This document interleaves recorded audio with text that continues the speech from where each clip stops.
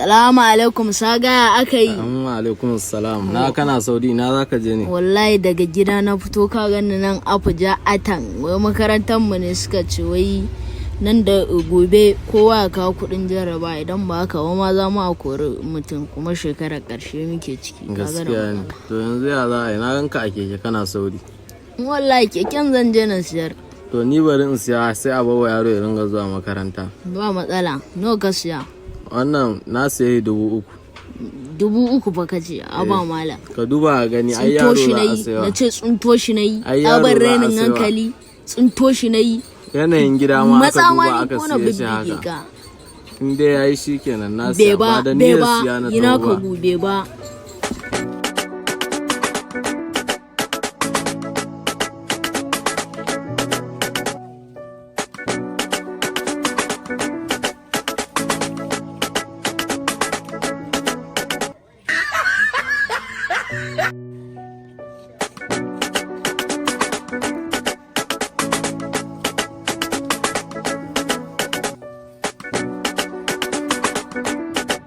Kaska da mai jini. Dama gurin ka zan je can shagon naka kuma ikon Allah sai muka haɗe. Na'am. Yawwa. Asan kai ne kaf garin nan kake iya siyan keke da daraja fiye da yadda kowa ke sai akan wannan magana har South Africa.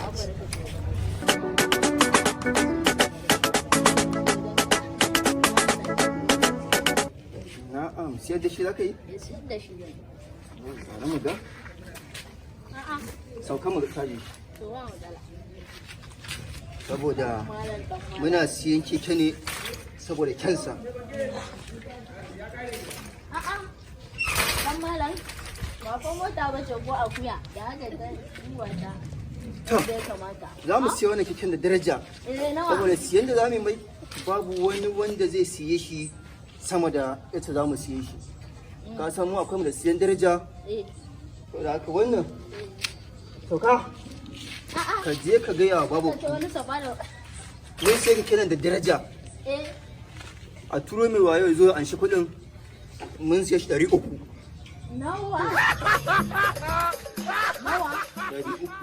300? To jama'a Ku je YouTube. Ku subscribe da mai wayo comedian. Thank you.